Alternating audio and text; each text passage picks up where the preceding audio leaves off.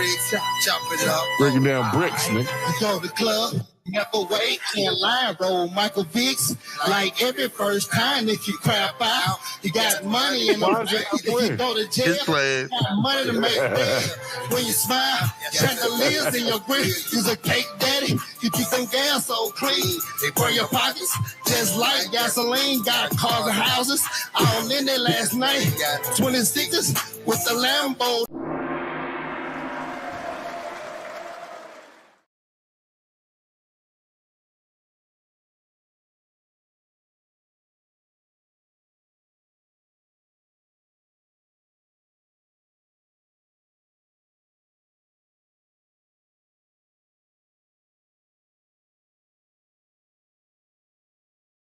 Recently, because of, some law changes, they have shut down the DEI programs. You know what DEI programs are, right? The diversity, equity, inclusion. Which was like affirmative action, that kind of situation. They apparently shut all those programs down. But they turned all the programs into like something with the same name, but not quite. Like they literally went through a loophole. Like affirmative activities? Right, like stuff like that.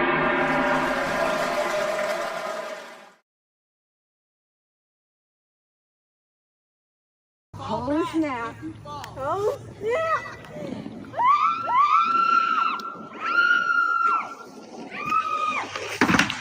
I thought she was like maybe gonna fall and tumble. I'd have been fine with that. Did you hear that sound when she clipped the truck though? I just hope that fence didn't look like when the coyote run through that shit. She was acting built. Hole in it. Yeah. Well, there would have been a lot of yams in that silhouette.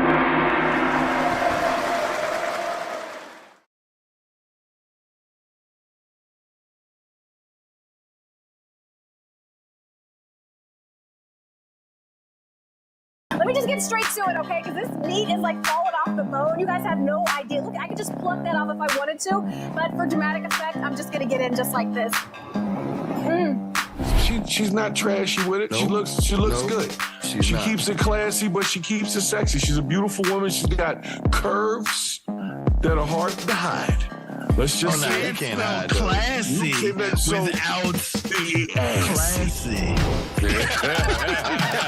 I don't know what you were saying, but I know what I said.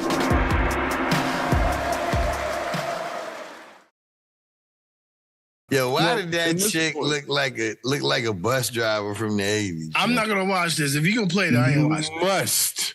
Nope. You must. You must watch it, nigga. These are the highlights. These are her best moves. I'm not looking at shit.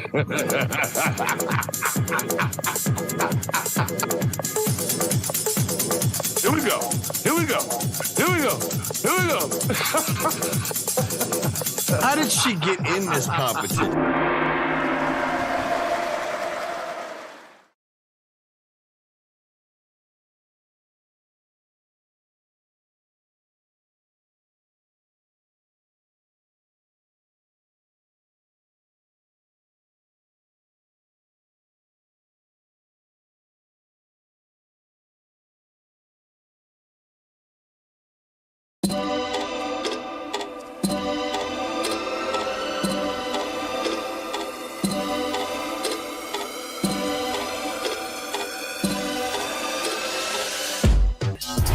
Well, but yeah, that was the sickest slideshow ever, yo.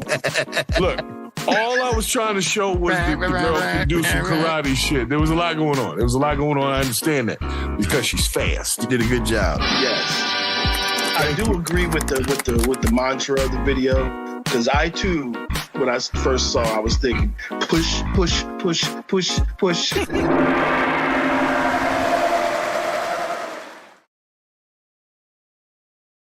I really did enjoy the volleyball in the sand, though. That was cool. Like, it's just two girls in the stands, boy. Yams in the sand. It was two. It's like two girls. Well, I want to say four, two on each side, and they got the I'm off of Baywatch sunglasses with the haircuts, and they look like they like women. I got to be honest. They don't look like they want any of us.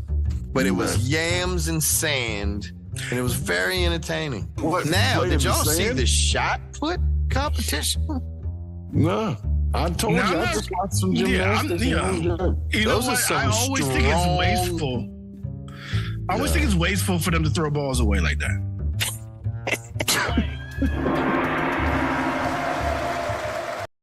It would be exciting to me if women would just band together and say, let's put a woman in the White House and see how it goes. They tried it with Hillary Clinton. They didn't try nothing. They were Trump supporters. That's a leap too far, Brix. The first thing we need all women to do is support WNBA and get the uncles a break. And we need the women to make sure that they like and subscribe to this channel as well. We do.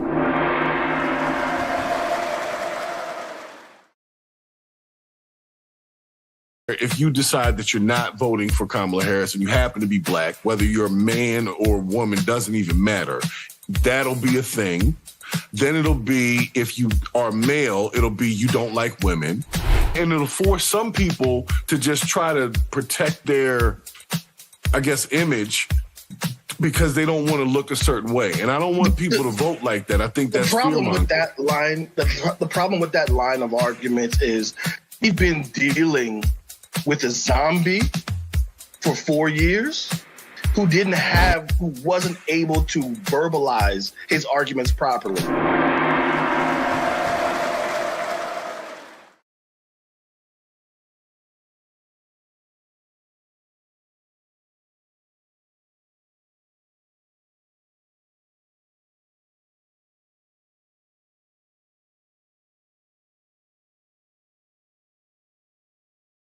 There is a team behind every president. Well, there's two teams. There's the team that you can see that's appointed and the team that you cannot see, right? Mm-hmm. So it really doesn't matter who's president, except for the face that you have to present to the rest of the world. Because a lot of people don't understand. Presidents don't do nothing in your county. Presidents deal with the world. So if the president really doesn't do much, it's the powers that be that do all. It don't matter who's sitting in there. Because if you ain't doing what you're supposed to do if you're in there, then all of a sudden you end up with your brains on the back of a Cadillac. What's up?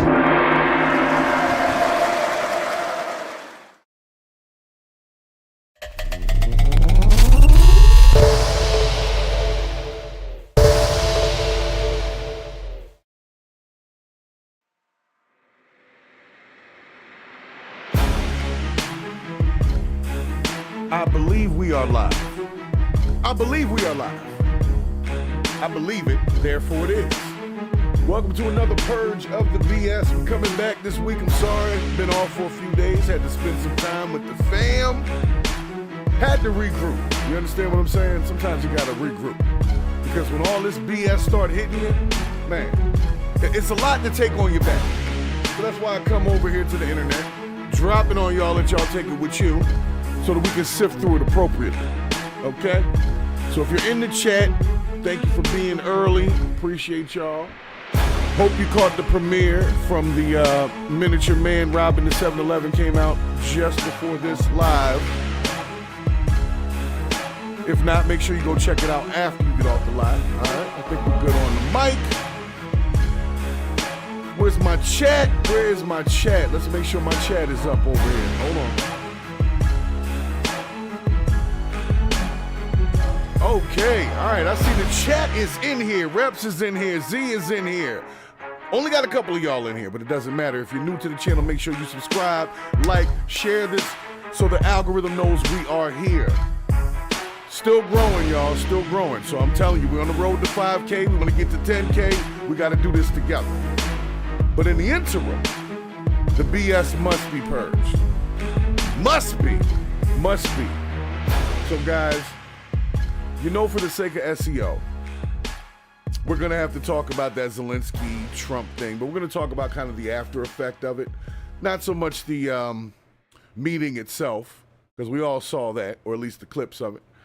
But we're going to get into that a little bit later, so make sure you stick around. Anybody who's new to the channel, like I said, make sure you subscribe, jump in the chat. We're just getting started over here as far as today's episode. So we are going to get started with our episode how we always do. I got to give you guys the disclaimer. Make sure that everybody understands this is Purge the BS. This is not a test. This is your emergency broadcast system announcing the commencement of another purge of the BS, sanctioned by the First Amendment. Frustration levels 0 to 100 have been authorized for use during this purge. All weapons are restricted. Government officials have not been granted immunity from the purge of the BS and shall undoubtedly receive the smoke. Commencing at the sound of the gong, any and all BS, especially unnecessary goofiness, will be purged without consequence. Police, fire, and emergency medical services will be available, but they will be busy because they too will be watching the purge of the BS. Blessed be those who have already been victims of some BS. May God be with you all.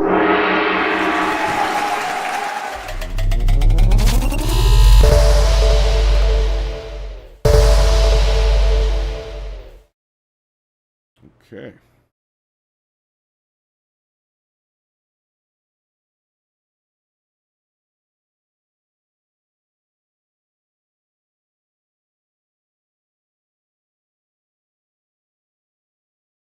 All right, y'all are still here with me. Sorry, I forgot to hit the transition button. Almost forgot it. So we are going to get into a new segment that has been brought to me that we're just going to touch on at least once a week. Pause. But we are going to touch on a segment because people have been talking about jobs coming and going because of the recent changes within the government thing and all that, right?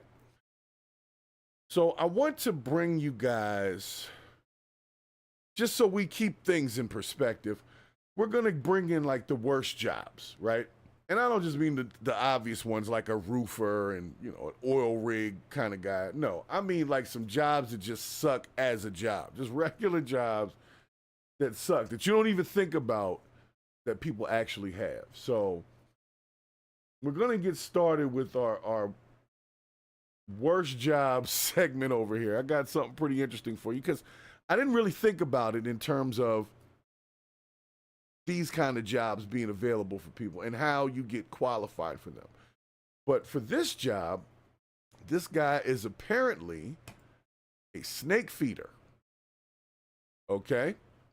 And his job is to feed rats or mice to the to some snakes that are in this thing. I don't know if this is like a preservatory or what it is, but let's watch him with his skilled set handle his job. And then I want you to think, for those of y'all that have a job, if you would rather have this job or the job you currently have, okay? Unless you have no job, then you might. Matter of fact, even with that, would you rather have no job or would you rather have this job? Let's find out.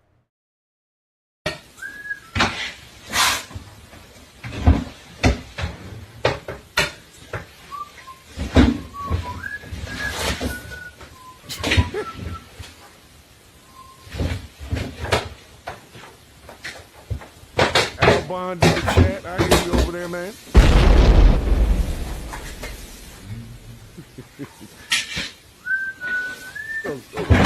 Right? My man is whistling like this is nothing, though. Shoot-be-doo-be-doo.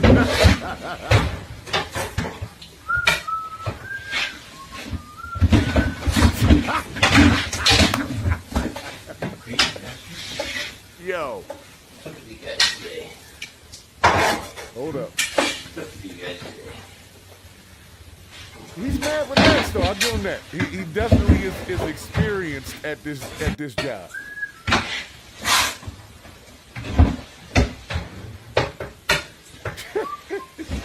We're just gonna let it run one more time so you can see this is a workplace hazard. Okay. Now I guess the question to me is, how many hours a day are actually dealing with poisonous snakes trying to eat? I mean, I don't know. What do they eat, like once a week? I don't know. But this dude's relaxation, he is totally unbothered by this. Like, I would be like, oh, kicking and shit. This guy is like, hoop-a-doop-a-doo, put the snake back in the crate, slide him in, feed him in, give him another mouse, take him out, you know? It's like, Jesus Christ. Here's the part that's bothering me the most. Nobody is even coming back to check on him. Like, hey, Kenny, are you okay back there?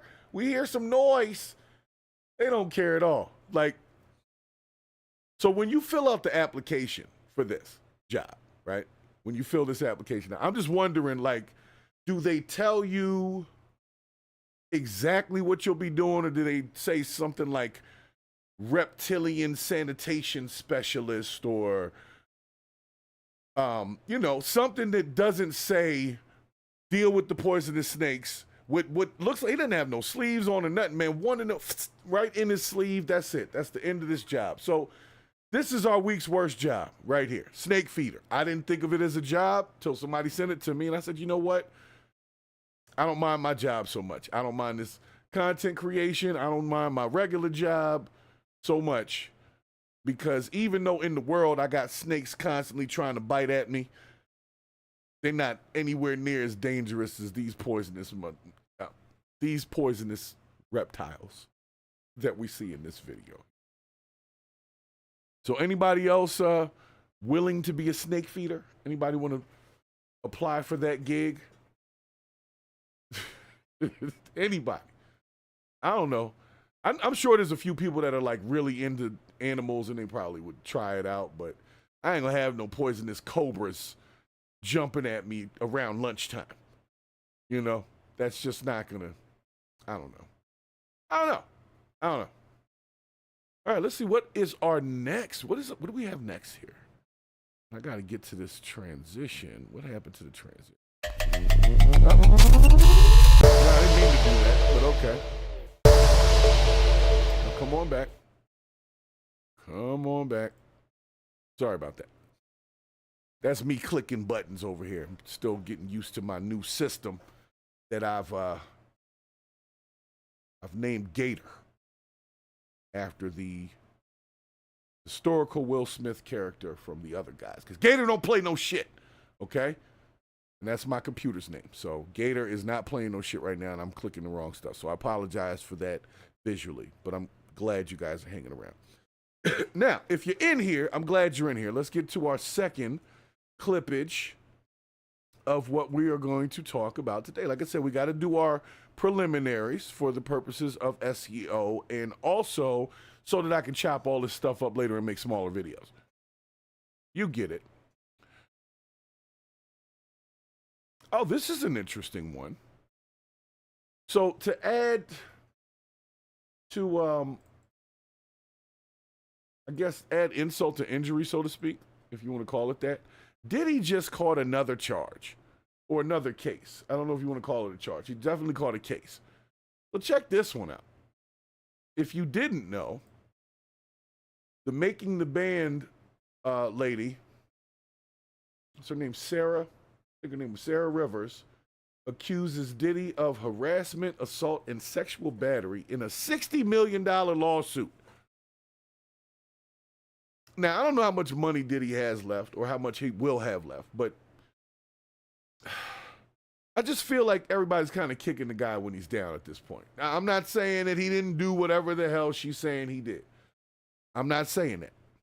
But I'm just saying that it just seems like a lot that nobody was really talking about. And to some degree, we have to be honest about, our silence. Just being real. I know that a lot of people don't want to hear that. So on February 28th, a 128-page lawsuit was filed with over 20 defendants, including UMG, Viacom, Diddy's mother, MTV, and others. And this is going back to the whole Making the Band thing. The accusations against the music mogul include making Rivers, formerly Sarah Stokes, work under inhumane conditions. I guess going to get the cookies and stuff from Brooklyn, or the cake for Beyonce, was a bit much. All right, we got it here. AOE in the chat. I see you in there. Thank you for stopping in. And you are correct. It didn't seem 60 million is a lot. Shoot, Cassie only got 30, and she got her ass whooped on camera. But I digress. And so, nonetheless, they accused Diddy of inhumane working conditions during their time on the show.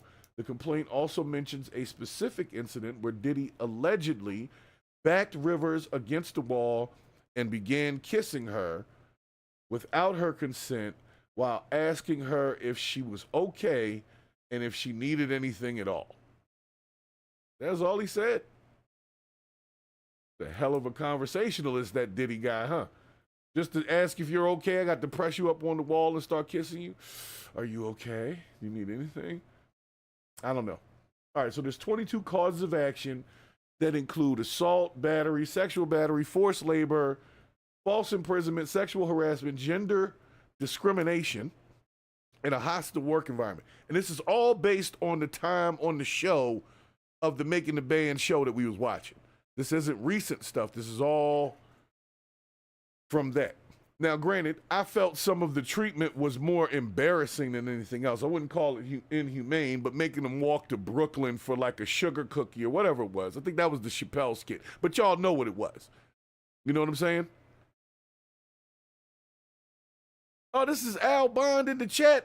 Man, you can't be switching up aliases on me in midstream here. I know that sounds weird. Don't pinch me off in midstream like that. Now I'm talking to two people, really talking to one. I'm crazy. But nonetheless, so Diddy and this Sarah person, of course, this is alleged to have happened. And there's apparently 20 defendants. So that would mean that there was like a widespread sort of thing. So why don't all of the Making the Band people just come together? I think one of the other ones from Danity Kane, at least two of them got a thing going. So let's just make it a group thing. We should do a song about Diddy and how horrible he is. Let's make some money off of it to pay for something. I don't know. If we're gonna make it a thing, if everybody that he ever managed, especially in that latter portion, is gonna come out, let's just make it a thing. I'm just saying, $60 million for what? Now, as usual, I had to dig in a little further because apparently it mentions in the lawsuit that she was only paid $25,000 to do that show. $25K for, I don't know, what was it, 2 or 3 seasons of Making the Band? So that's basically the poverty line. So they kept her in poverty. And that's pretty much what they did. They just didn't pay her a lot, according to this, at least from what I can see. But it says right here, she was pressured into signing a publishing deal. So this was the music, I'm sorry, that paid her a flat fee of $25,000. Now, let me tell you what. I don't even know how you would accept 25 grand as a flat fee for all of your rights to your music. Unless you really had no rights to that music. Maybe you didn't write it. Maybe you didn't do anything other than sing it. I don't know. Even if you were only the voice of it, $25,000. When she says pressured, what is she talking about here? Is she talking about a weapon? Is somebody just saying, we're not going to like you anymore? I need a little more context on that because there's very few ways that you can pressure somebody to take a $25,000 deal on something that's worth millions. So unless there's some violence threatened or involved, sorry. Got my shirt all messed up here. Unless there's some violence threatened or involved, right? Then how are you supposed to say that you were pressured to do that? Like, I don't know. That one seems a little iffy to me. But I believe there was some royalties from the show. There was royalties from the music. And of course, they were only there because of Diddy in the first place. So if Diddy hadn't done the show, most of them wouldn't have been discovered, just being honest.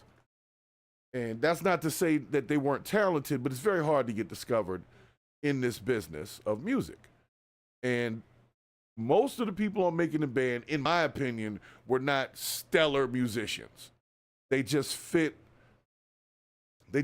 into the, I guess, whatever it was Diddy was looking for at the time. And, you know, Diddy likes to fit into some stuff at the time. So, but nonetheless, this is what's going on. So you guys can check into the case. We'll follow it. But he's already got so many cases. It's like, when is he going to court? And like, shit, Luigi's already in court. Diddy ain't even in court yet. I don't think so. I don't know. Y'all check that out for me. So let me keep it moving and grooving. For those who are here for the prelims, like the undercard. And I promise it won't be a draw at the end like the recent tank fight that everybody lost money on. That was fun. Not even going to talk about that. For my boxing fans out there, I know some of y'all was hurt over that. It's very rare the championship fight ends in a draw. That's super duper rare right there, unless it's like an exhibition fight or something like that. So, I don't know. But anyway, next clip. Hold up. Got to keep it going. All right, so we got that. We got the worst word of the week. All right, are we going to get into the stuff? We're about to get into some stuff. Oh, no, we got one more before we get into the stuff. Okay, sorry. One more. So I'm going to bring you guys a little blast from the past here. This one is interesting. And it's kind of like sometimes when people either get away with something or they don't get the punishment they should have gotten for something, and then you see them a few years later and you kind of think to yourself, hey, you should have stayed gone. In this case, we have one Casey Anthony. Does anybody remember Casey Anthony? Well, if not, let me bring it back.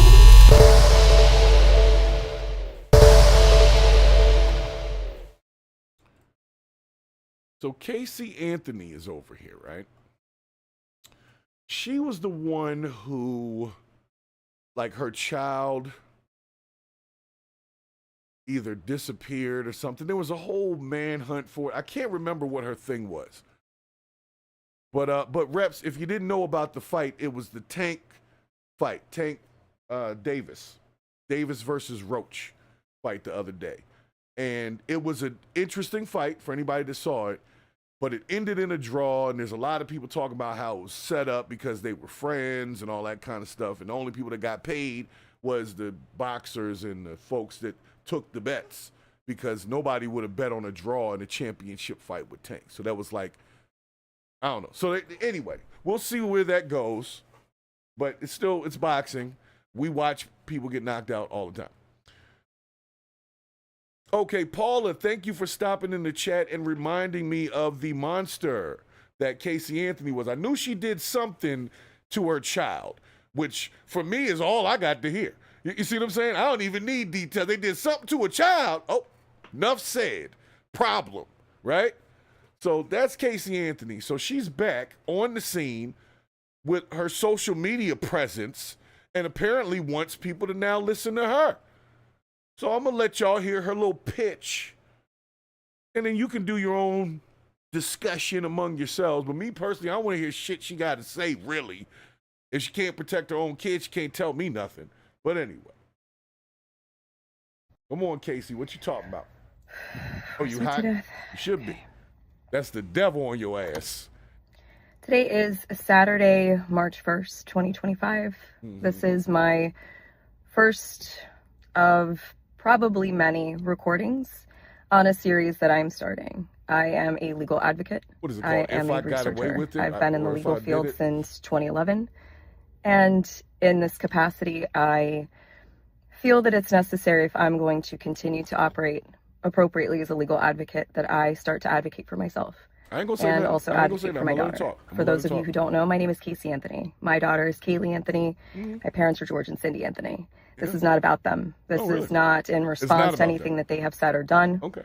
That's not to say that I'm not going to respond at some point to some of the things that they have said and done. The whole point of this is for me to begin to reintroduce myself. I'm sorry. She said it's not in reference to anything that people have done who are currently not alive. She's getting off to a bad start with me. I just had to point that out. She shouldn't have brought up nothing about nobody else. She should have just acted like none of that happened. Not mention her. How you gonna mention you? This ain't about her. Really? It wasn't about her then. You know what? Let me stop. I get frustrated. I get out of line. I say things. I'm doing this both personally for me, but in a professional capacity. Right. Moving forward, the majority of what you will see will be me speaking in a professional capacity. My goal is to continue to help give a voice to people, to give people tools and resources that they can utilize so they actually know where they can turn to. So with that, please join me on Substack. If you have questions, I will set up an email address where we can correspond directly. Up until this point, that has never happened. And it's only going to be on a limited basis regarding legal issues, legal matters. So how to get away with crimes. One of the main reasons that I'm doing this, there are people close to me who have been targeted and attacked recently. There are also people close to me who have had some recent things occur. And when necessary, people needed to step up, myself included.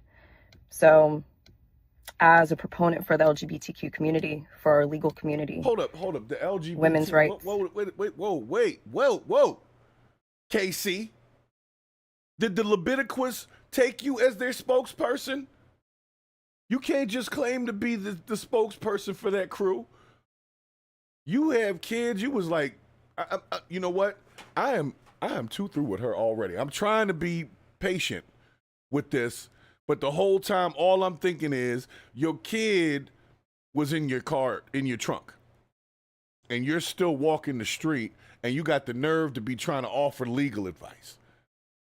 If that's not a shot in the damn face from a piece of shit, like I said, I gotta allow her to complete her statement. But I'm just saying, it's hard for me to hear it. It's hard for me to listen. It's hard for me to take any of it in because the whole time, all I'm thinking about is the baby in her trunk.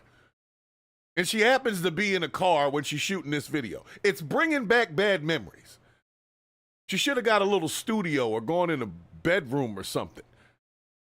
Who's in the back of your car there, Casey? That's what I want to know. I mean, she got away with something, so I guess if you dirty and you want to figure out how to get away with something, then maybe this is the person to talk to. But I'm just being honest. I can't hear it. I can't. But I'm going to let it finish. She got 1 minute and 26 seconds left of our time. We're going to give it to her so that she can make her pitch to be your legal advocate. I feel that it's important that I use this platform that was thrust upon me and now look at as a blessing as opposed to the curse that it has been since 2008. Oh, a blessing that your daughter was in your trunk. Okay. These aren't going to be perfect. They're not going to be edited. Most of the time, they're not going to be short. But I am proverbially standing in the light, embracing turn signal on? This piece. What is wrong with her? Is she sitting in the still turn lane going to holding keep up my traffic privacy doing this? intact, so you will get very comfortable with my car. And I will explain in great detail why it's so important for people to protect their privacy. It's not just important to public figures, it's even more important to private individuals. And with the current climate in our country especially, it's that much more important, which is why I am utilizing the Substack platform. Yes, I am advertising this and publishing this on TikTok, possibly also through other meta platforms, but my intention is to separate from that and showcase even more why Substack is such an important resource for people to utilize moving forward. Anyway, I appreciate your time, and we'll see how this goes. I need to take a moment. I'm going to put up the poll because I already know. I already know how y'all feel. But I just want to know, for the folks that are in the chat, would you allow Casey Anthony to be your legal representation? And there was this piece in here that bothered me that she said she's going to be doing a lot of this from the car. Why? What are you doing with that? Are you really trying to make us re-hate you? You know what I'm saying? Like, you disappeared. I wasn't thinking about no Casey Anthony. Nobody was worried about no Casey Anthony. Nobody was talking about it, right? Now you're going to pop back up and you want to do videos from the car. I just want to know, is anyone in the trunk? That's what we need to make sure of anytime Casey Anthony comes on here. And I'll be honest, if you're dirty, but yeah, she said it right in here. I'm going to let y'all hear it one more time. She said, I'm going to be doing a lot of these. They're going to be long, and they're going to be in the car. And the whole time, for some reason, I'm hearing her damn turn signal on. Like, are you just parked on the side of the street with your hazards on doing this? Are you really bothering my traffic with your bullshit? Because you want to do this little video? I got to do this right now in this car right now. with my hazard lights on the side of the street or in a turning lane somewhere. But I know I heard a signal click. No, I just want y'all to hear this. Listen. But I am proverbially standing in the light, embracing this piece, still going to keep my privacy intact. So you will get very comfortable with my car. And no, I won't be comfortable in your car. People die in your I will car. explain in great detail why it's so important for people to protect their privacy. What, so you can get away with shit? It's not just important to public figures, it's even more important to private individuals. And with the current climate in our country especially, it's that much more important, which is why I am utilizing the Substack platform. Yes, I am advertising this and publishing this. Is it Substack is a money joint? That's like a subscription service? I would assume Substack. Okay, so people are going to pay Casey Anthony for legal advice. Now, all right, I understand her plight. I'm going to be honest. I don't think that she's the best legal representation that you would want to have. But she has gotten away with crime. And I hate to say this, but it's just a sign of the times. She would probably do better on OnlyFans. All right? I said it. I wouldn't subscribe to it. I'm just saying if she's trying to get money, go there. Because I have a feeling that we might do what Al is saying to do. We can definitely troll it. Whatever she's talking about, I could literally at every step come up with a reason to say something trollable. Just like the fact that she's in the car. And I would just keep asking the question, Casey, is there anyone in the trunk? If anyone's in the trunk, please scream out so we can help you. You see what I'm saying? I would not want her, I don't know, man. It's like OJ giving marital advice. You see what I'm saying? Like OJ is a fucking marital counselor. When he was alive, of course. But yeah, Substack, I don't know what that is. So if y'all want to check it out, I might at some point. I'm just worried that it'll be something where I'll go to it and I got to like sign into it with a Google account. And then it starts giving me stuff I don't want to see about people that hurt their children. You see what I'm saying? That stuff is very frustrating to me. So Casey Anthony, she should go sit down somewhere. But if y'all want to support her thing, that's what she wants. I'm not going to tell you not to do it, but I am going to tell you that that's stupid if you do that. Okay? Don't do that. What does she get for taking her child's life? Does anybody remember that? I don't know if she got like probation. It was something weird where everybody was all upset. But we're going to find out. So now, okay, we're into our SEO timing. Let's do our SEO stories. Let's see what we got here. So I hope you guys are ready. Let's see what our SEO stories are for the day. Okay, we got this lady telling people to go back to Africa. That's funny.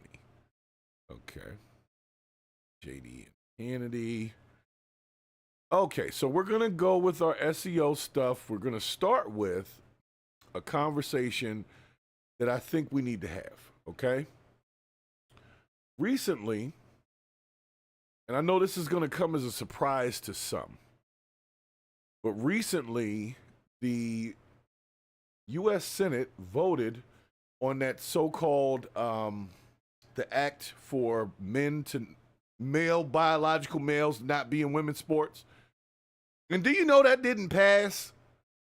Now look, I'm all for, equality and all this kind of stuff. But to me, I thought that was a slam dunk. I'm not really sure what people want.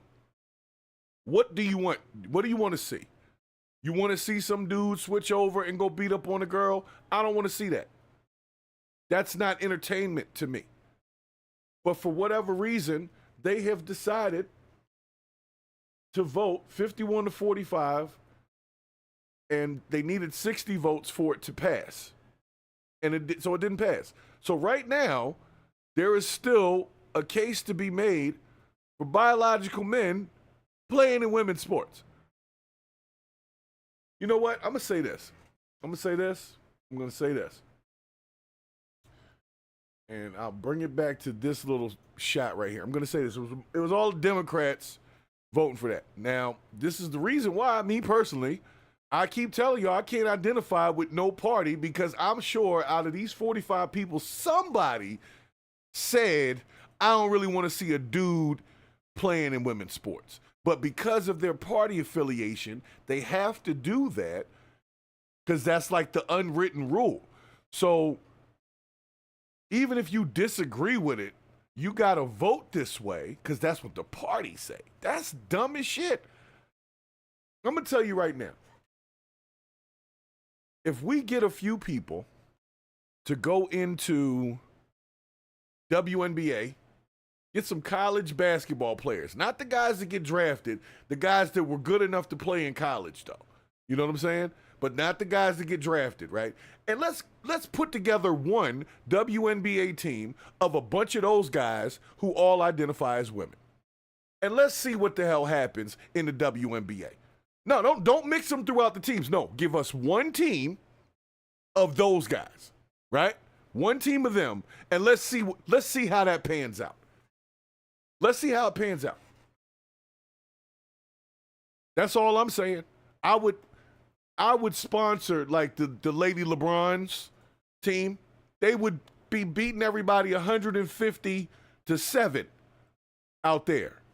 And I'm not talking about no dainty ass dudes that really couldn't beat a woman in basketball anyway. I'm talking about like some college basketball players that were good enough to play in college, but not good enough to play in the league.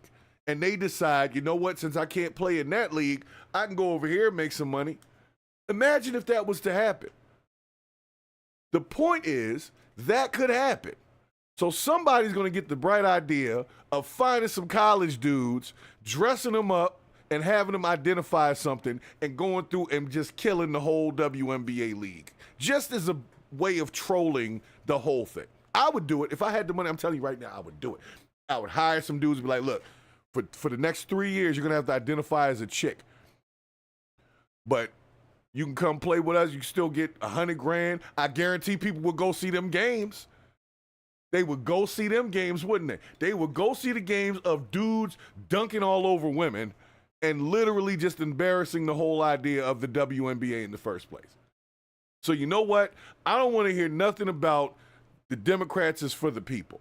This doesn't make sense to me. We can disagree on certain things, but I just don't think that dudes in women's sports is a good idea. I don't think that dudes in women's bathrooms, I don't care if what they identify as today. I know some people feel a certain way, but it's uncomfortable for people.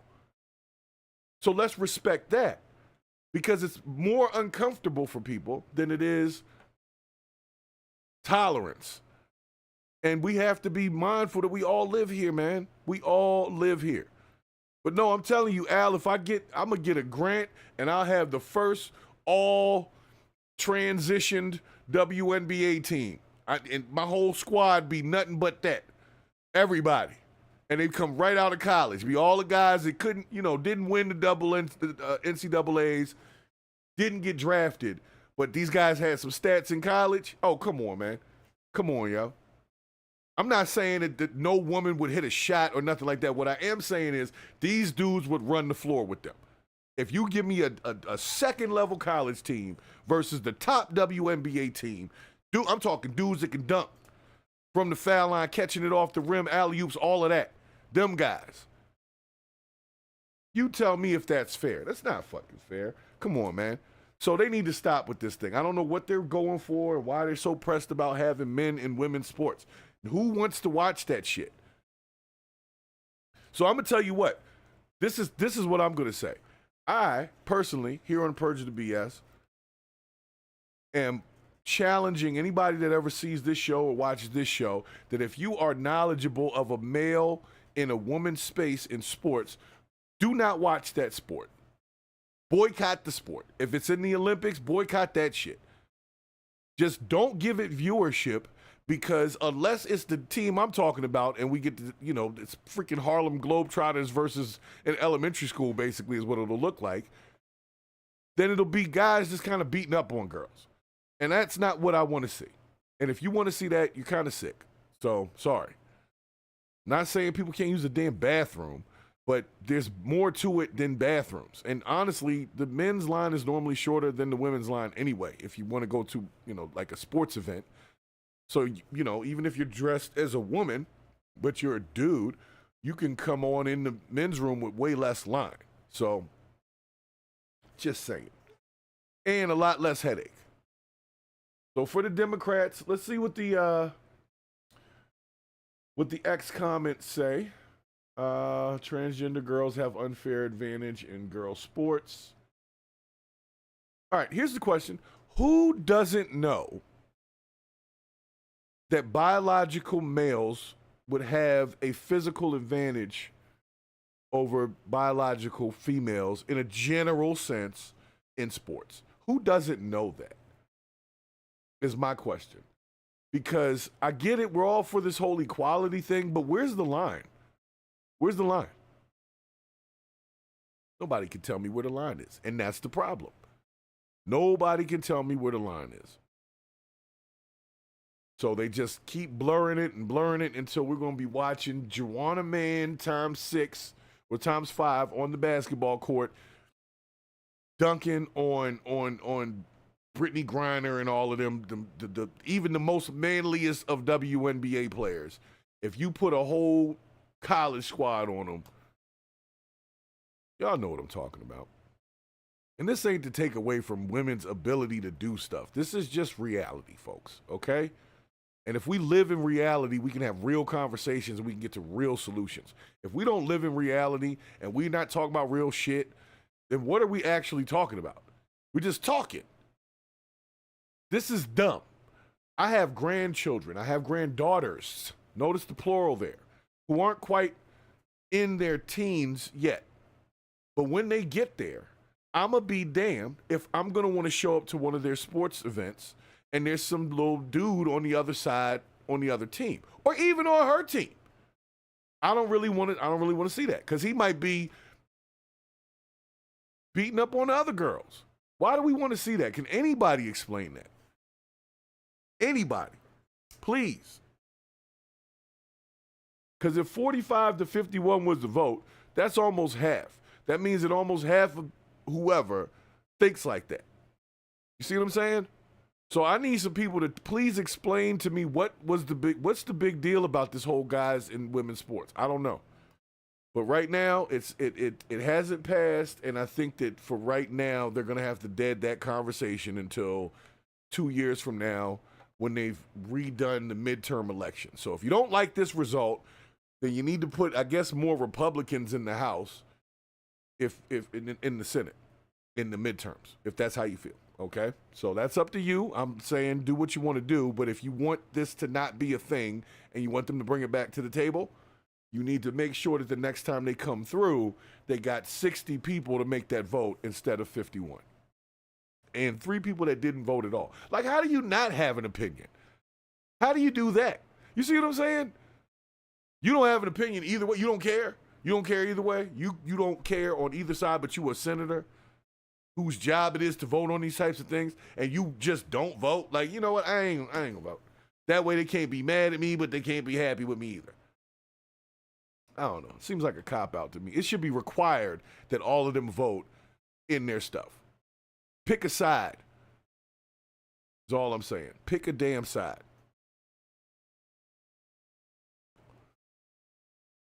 I see we got Sekou Haze, my boy. That's my son. He's a pilot. Not one of them DEI hires either. Like, he earned his shit. Just being real, he done earned his shit. So, shouts to you in the chat. Yes, and of course, don't have my grandbabies in nothing goofy like that. Definitely not my little princess. In nothing goofy like that. But my question remains. If 45 Democrats voted this way, that's almost half of the people that was in there. Who else really and truly wants this going on? What is this about? Can somebody please explain to me why it's so popular to have transgender people in women's sports. They're not even worrying about men's sports because we already know what happens when you do that. If you put women on a football field with NFL players, we already know what that would look like. So that's not what they're arguing about because ain't nobody trying to do that. It's in the other direction, which seems like, hey, why are we only going in this direction? Because it offers an advantage. It just is what it is. It just is what it is, okay? We see it offers an advantage. So why are we still talking about whether or not this should be allowed? Riley Gaines and them came in there. We done seen this thing for the last couple of years. They keep talking about it. But for some reason, half of the people keep voting for it. So I'm going to tell you right now, whatever half you are, I don't understand you. And I'm entitled to that because I don't understand that whole topic in the first place. Why it was even a conversation. The bathroom was one thing. But sports, locker rooms, and we had to debate this, and then we took a vote, and half these motherfuckers voted against it? What is going on, for real? I'm gonna get away from that, because I get real frustrated when things to me seem very common sense, and for some reason we are still divided over a common sense concept. How are we divided over a common sense concept? It's different to be divided over, I like oranges versus apples. I like a certain fruit, you like a certain fruit. It is what it is. I don't like that fruit, you don't like this fruit. But we do both like fruit. You see what I'm saying? So we can agree that fruit is good. Maybe not all fruit, but we think that fruit is good, right? So why we can't all come together on this? Somebody please explain that. I don't know. Maybe they'll come back in the comments later. I guess nobody has an explanation for it. That's why ain't nobody saying shit. It's simple as that. Why is that let's make sure that it's fair for the guys that can't play with the guys. Why not? You can't compete over here. That's your fault, not the women's fault. And you got to go over there and try to show off in their spaces. Hell, that's stupid to me. What is wrong with y'all? So anyway, that's where I'm starting with the White House. Like I said, for SEO, because that's all anybody's talking about right now, I got to always do some White House news. And so we got the men and women's sports. We got that out the way. We got Casey Anthony out the way. That was fun. So I'm going to bring up this interesting quote from this lady who feels like she needs to tell Elon Musk or tell us as black people, if we don't like where we are, to, go back to Africa. Okay? Now, I'm going to tell you what. I'm black. I'm not with the whole go back to Africa movement because I was born in New York and grew up in the U.S. So I don't know nothing about no Africa. I don't have no family over there that I can call. I have nobody to go visit. So me going to Africa is just putting me in a place where I'm going to be lost to shit. That's the honest truth. I don't want to go to Africa to just be in Africa because of not being in the U.S. And that's stupid to me. But I'm going to let you listen to this lady talk about that because everybody's been talking about how they don't like the current administration so much so that they want to leave the country. And I'm all for that if that's what you want to do. But I'm just saying, really? Africa? No disrespect to Africa, but I don't think they're going to be welcoming us with open arms as people seem to think. We are, like Rep said in the chat, we are black Americans. We are the American Negro. We are, you see what I'm saying? American Africans is what Umar would say. Umar Johnson says American Africans. We're not African Americans. African Americans are people from Africa that move over to America and they're over here now. We ain't from there. Somebody might have been from there, but that is also not 100% true. Okay? A lot of people don't know about 40% of the black population is not direct descendants of slaves. Or at least on one side of their family is not. It wasn't all black people were just slaves and then one day they just all of a sudden got released and everybody was just free and running around. No, There was a bunch of us that weren't even part of that. Actually, there was some of us that were slave owners in America, owned other black people. So let's not get the story twisted. Real history is interesting. The rest of it was a mind game that they played throughout the early 1900s with Jim Crow and some other things. And we're just a product of that now. Now we just oppressed all the damn time. Meanwhile, I'm on technology that's bouncing radio signals to outer space and back and allowing me to talk to 1,000 people, but I'm oppressed. Fuck out of here. I'm oppressed. No, I'm not. So anyway, let me play this little clip for you. Get this over here for you. Hold on 1 second.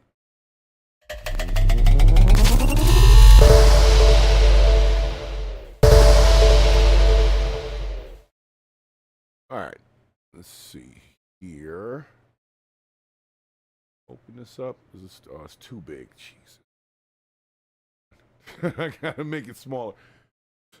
Pause. All right, so this lady is, I guess her name is KJ Smith. I don't really know her. Her face looks familiar. She's one of those BET actors. You know, one of the ones that be on Mama Got the Bag or whatever the show be. You know, one of them joints. One of them.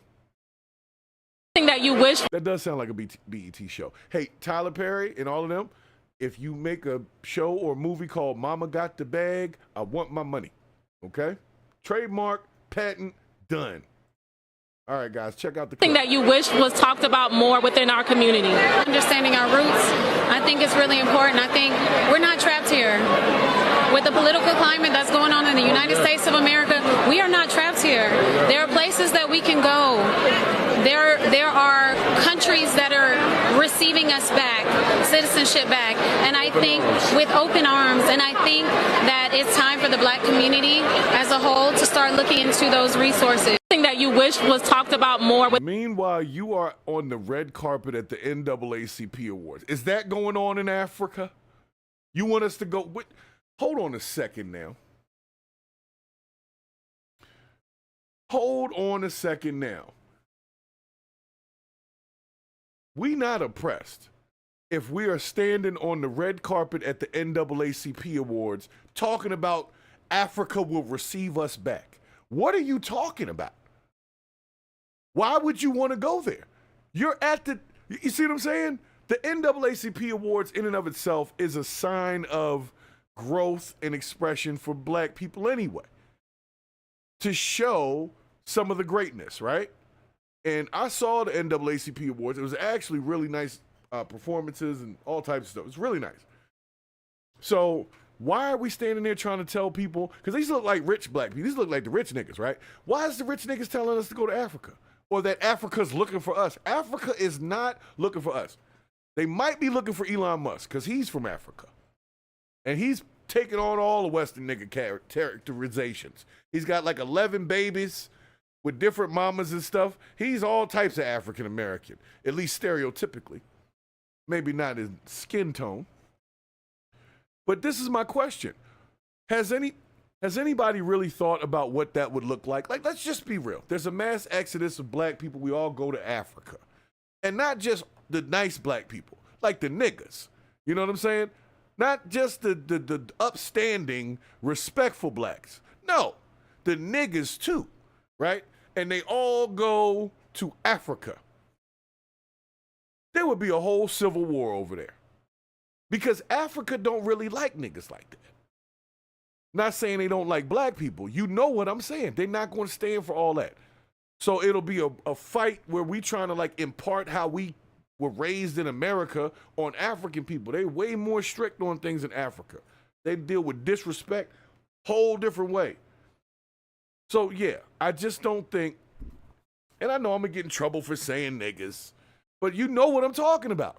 If you sent everybody of melanin who would be considered black, so that's the light-skinned blacks, that's the dark-skinned blacks, that's the mixed-in blacks. That means people that if you saw them, you would think they black because they got like one black parent or somewhere in their family they got some black, so they look black, but they be like, but I'm cobbling Asian, like Tiger Woods, right? Send them too, right? Everybody's black. All of them go back over to Africa, right? And you send the niggas from the hood as well.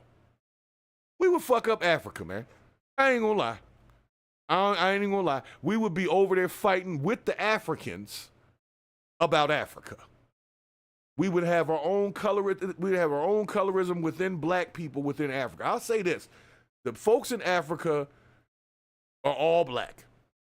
In the areas where they kind of stay with themselves, they're all black. So I'm not sure if there's like a light-skinned dude around that they're always making fun of, but everybody's kind of dark-skinned in the area, right? So it seems like that would be a cool place for everybody to go that's brown. But they don't like us. They think we're lazy. They think we're violent. They think that we're greedy and eat bad food. Like, they don't really, as Kendrick Lamar would say, they not like us, okay? So why would they want us to now invade that space? So I don't know what this lady is talking about, and I don't know who over in Africa told her that shit, but Africa is not looking for y'all, folks, okay? Just let you know, if you're thinking about it, if you want to go visit first, I would recommend that. If you're thinking of just packing up and dropping off in the middle of an African village, bad idea, okay? Leave Africa alone. Africa's leaving you alone. That's all I'm going to say. So, like I said, who is this lady? I'm not 100% sure. And it seems like the comments kind of said the same. They're like, who is that? Like, who is this lady? Oh, everybody's saying they're going to flight out. You got a Zelensky baby here. Well, since we're talking about this Zelensky baby is hilarious. I'm sorry. Yo. All right. Because we was about to get to him anyway. But I'm just saying, if you guys don't like what's going on with President Trump and you're thinking of making a move to another country, you can go to Africa, but I just don't think that Africa's better than being here. Like I said, somebody told you was oppressed, but you sitting on the internet right now watching me. You got the same access to this same technology on your phone, in your hand, while you're driving, distracted. Oppressed. Slaves did not have cell phones and social media or cameras and none of that shit. They were lucky to get food. That was oppression. Can you imagine if you had like phones that were whites only phones, like only white people could buy the iPhone 16 and shit like that? And then we could only have flip phones. Like black people could only have the old school flip phone without the internet. That's oppression, okay? I'll tell you right now, KJ, you're right. I will tell you right now, I have no want to be anywhere else than in the United States of good old America, okay? Even with our crazy president, honestly, as crazy as this fool is, he is representative of how crazy we are in America. Just like that crazy-ass debate about whether dudes should be playing in women's sports. That's crazy to me. So that's why we got a crazy-ass president, is because we think of crazy shit. And we even talk about and vote on crazy shit. So you know what? He's that. White guy, older, got a little criminal record on. He is a swath of the entire population. He puts the orange on to be like the brown guys, you know? So I stand with it. I stand with the U.S. And if 70-something million people in the U.S. voted for somebody, I would suffice to say I could stand by for that, because that means that people really believe in something. And there's at least some level of unity that somebody wins. So let's see where it goes. But this whole Zelensky thing, let's talk about it, okay? Let's talk about this Zelensky thing, because now we're here. If you don't already know, Zelensky and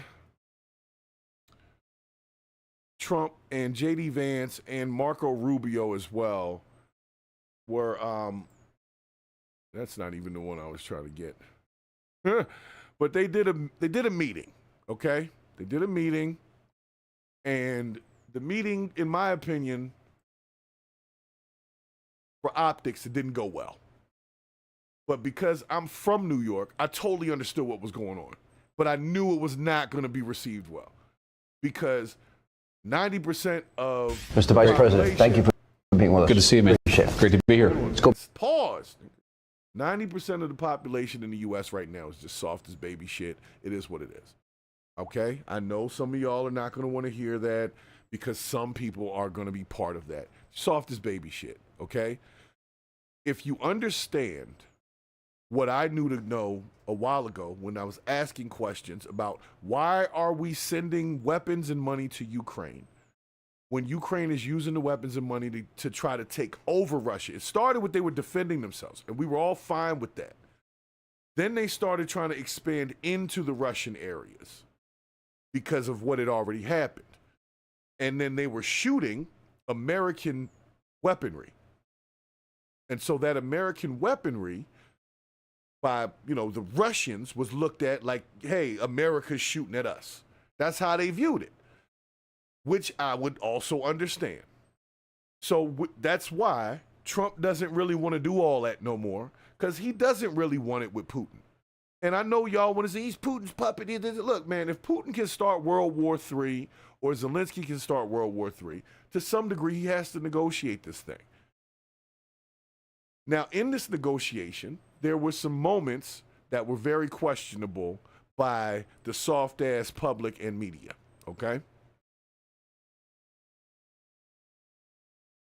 Zelensky showed up in an outfit that they didn't think was respectful to the presidential office. That's probably what set it off. But I'm going to be real. If you're not going to bug John Fetterman about that shit and Elon and Kanye and whoever the hell else, then just leave that part alone is all I'm saying. That wasn't a big deal to me. It was like, people come in there like that all the time. And you don't be bugging out. But anyway, a lot of people said that J.D. Vance was out of line for speaking because he did speak. And he basically told Zelensky that he needed to be thankful for what the U.S. had already done and not expect anything else unless he just was grateful to the U.S. Now, guys, I'm going to be honest with you. I've never seen a vice president talk to anybody like that. Yeah, I've never seen any vice president really say nothing other than just be the vice president. So it was actually pretty entertaining in a weird way, but I felt like he might have been a little out of place too. And it did have the optics of an ambush because Trump normally be just meeting with him and whoever else. Then later on, he'll invite in the media. But it's kind of like nobody else is really there. In this one, he had the Secretary of State guy. He had J.D. Vance. And there was, of course, the reporters and stuff in the room. So J.D. Vance came back on Hannity because a lot of people said that J.D. Vance needed to apologize to Zelensky, that he was too harsh, and that Trump was too harsh. But I'm going to tell you right now, anybody that thought that Trump was too harsh, there's two things I want you to do, okay? Number one, go spend 6 months straight in New York and deal with people in New York. That's number one. Number two, grow a damn spine, okay? I understood where he was coming from, but it was wild to y'all because you don't spend no time up north and you've never seen anybody not care about what the hell Ukraine is doing. Why do I care is the question.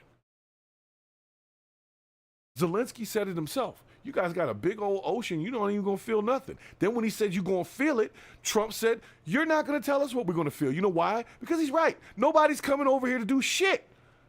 We're trying to help y'all out. And we want this thing to end.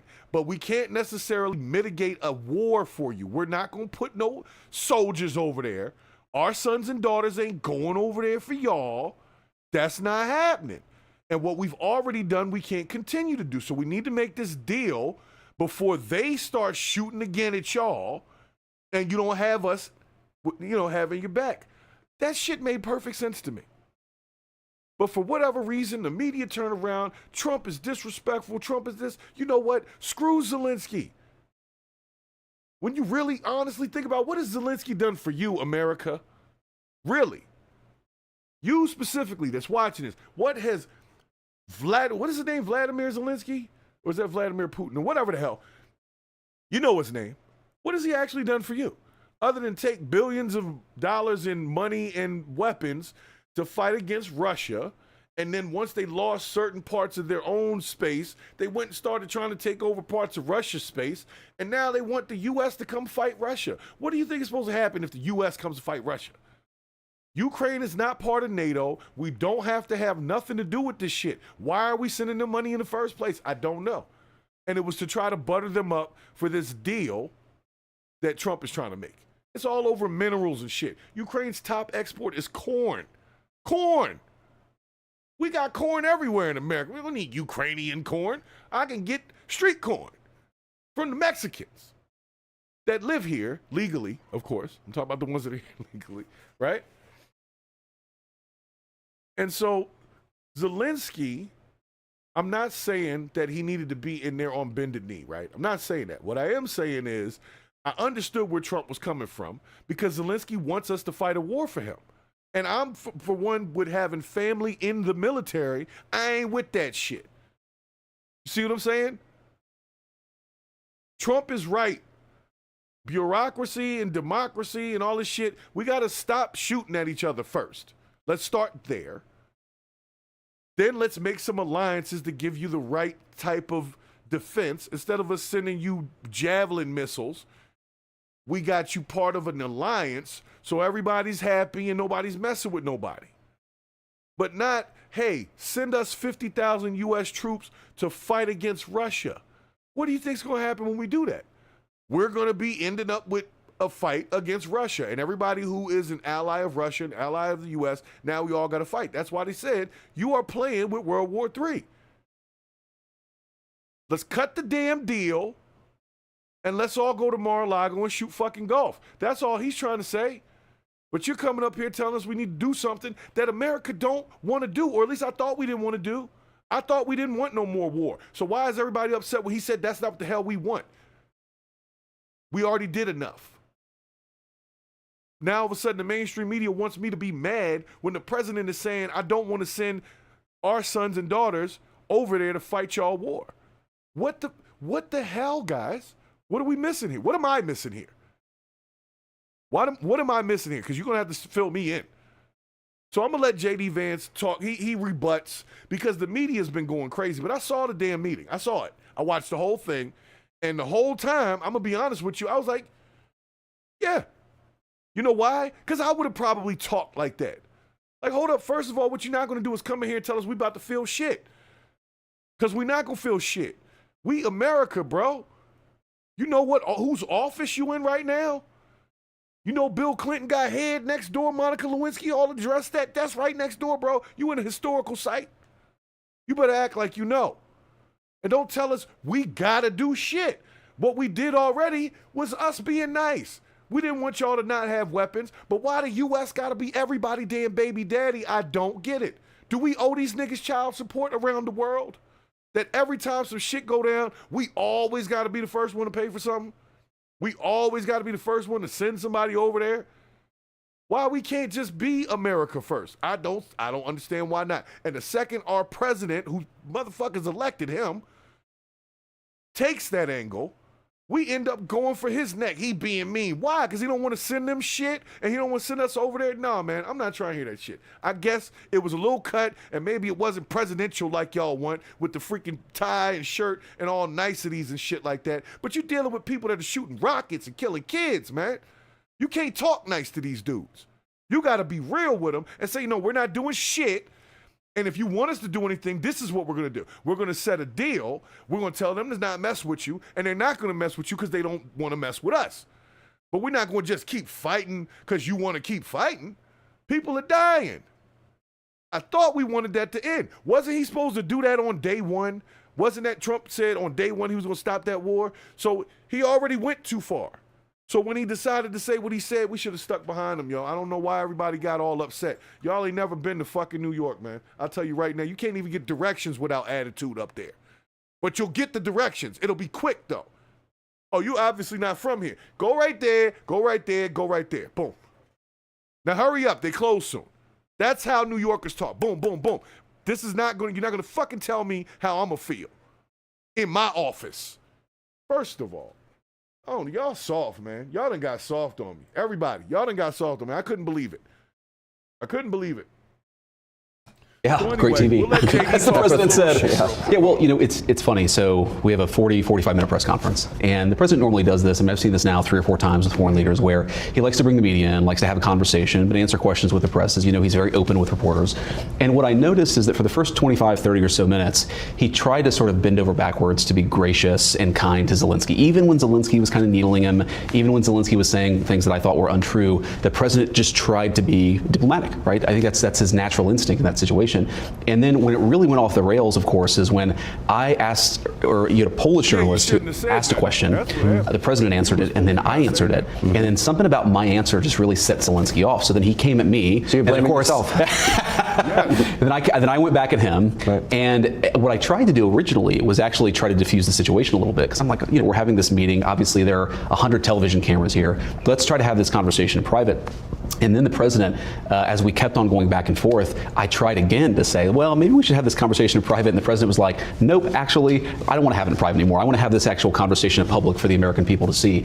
And I do think that there was just a certain sense of, there was a lack of respect. There was a certain sense of entitlement. And most importantly, look, we can look past all of that stuff, but the president has set a very clear goal for his administration. He wants the killing to stop. And I think that it's very important that President Zelensky and, of course, President Putin, too, they've both got to come to the negotiating table. And that's ultimately where things broke apart. I really don't care what President Zelensky says about me or anybody else, but he showed a clear unwillingness to engage in the peace process that President Trump has said is the policy of the American people and of their president. That's the real breakdown, is I think Zelensky wasn't yet there, and I think frankly now still isn't there, but I think he'll get there eventually. He has to.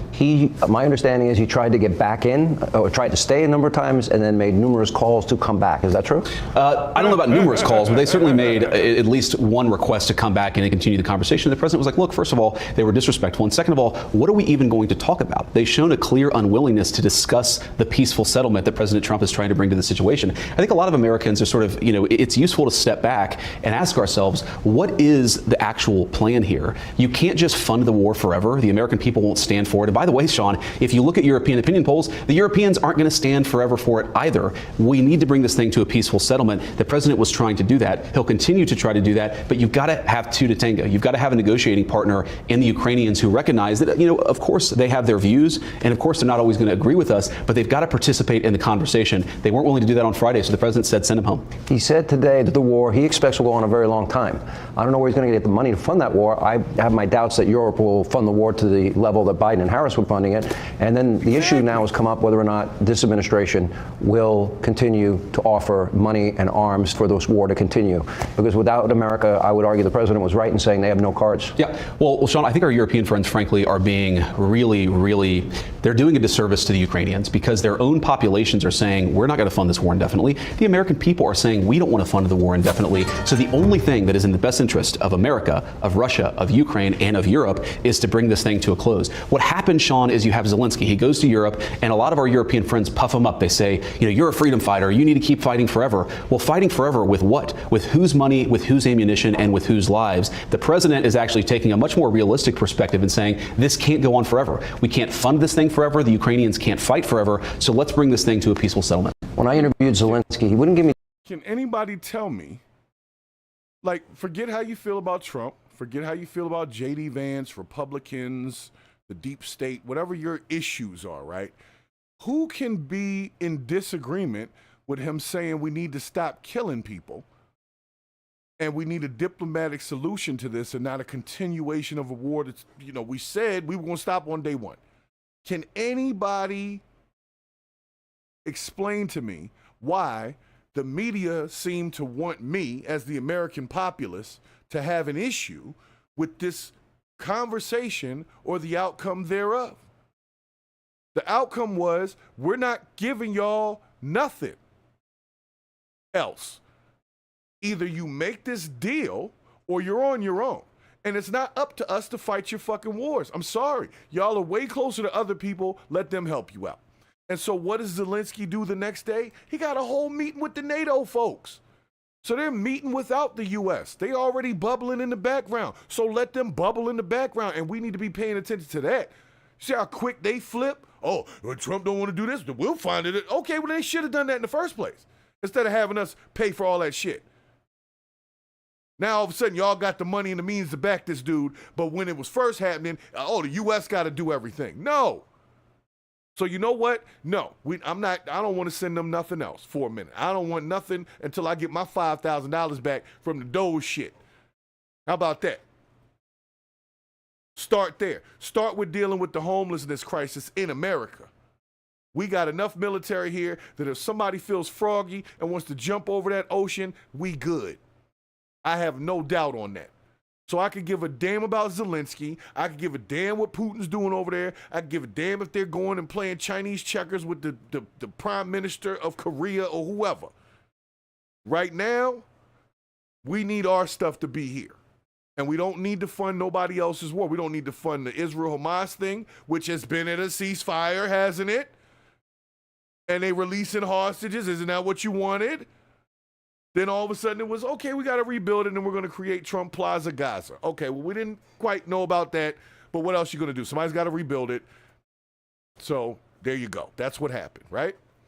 In this thing, American people, if you come into my thing, if you come into my live here, I want y'all to understand, we are America first here at this channel because the people that I care most about live right here in good old US of A. All of them. My children, my grandchildren, my cousins, my wife, but you name it, they're all right here. So all my focus is right here right now. I don't know who's fighting overseas, who's beefing with their baby mama in Ukraine. You understand what I'm saying? So why would I care? Why would I want to keep spending money over there? Why would anybody? So why we think we need to keep funding a Ukrainian war for any reason other than what they call global peace just seems stupid to me. So I'm going to let JD Vance continue on because like I said, I don't normally hear vice presidents talk much, but we all know JD Vance is trying to set himself up for a 2028 run.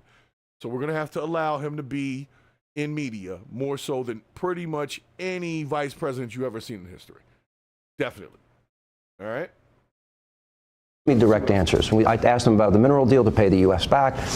To me, there's three phases in this. And my understanding was Friday was supposed to be relatively ceremonial. It was. And then that it was supposed to be we signed the mineral deal. That's part one. Part two would be a ceasefire. Part three would be the hardest part, the negotiated settlement with Putin, who, correct me if I'm wrong, said he's willing to talk peace with Trump. Yeah, he said he's willing to talk peace. And of course, we trust but verify. We want to have the conversation. We don't assume that everything that anybody tells us is true. That's why we want to engage in this conversation. But you're exactly right, Sean. When the Ukrainians came to Washington on Friday, it was supposed to be ceremonial. You know, there had been some public back and forth, some disagreements, some words spoken in public. And the president was like, let's have this moment. We give some credit to the brave Ukrainian fighters. And of course, it's a very brave army that they have there in Ukraine. Let's sign this minerals deal, which importantly does two things. It allows the American people to get some of their money back, but it also shows the Ukrainian people that America has a long-term investment in their sovereignty. You do those things, we'll sign this thing, we'll have a rah-rah moment, and then we'll get to the tough talk of negotiating peace.